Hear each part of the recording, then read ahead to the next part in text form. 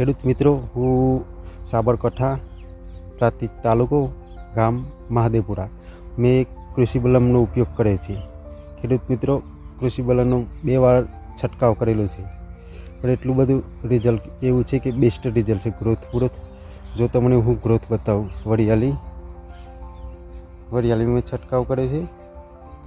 વરિયાળીનો growth જો બહુ સારી પ્રોડક્ટ છે કૃષિ બલમ. ખેડૂત મિત્રો, કૃષિ બલમનો ઉપયોગ કરવો જોઈએ. હું તમને વરિયાળીમાં ઉપયોગ કરે છે, તમાકુ બતાવો તમને.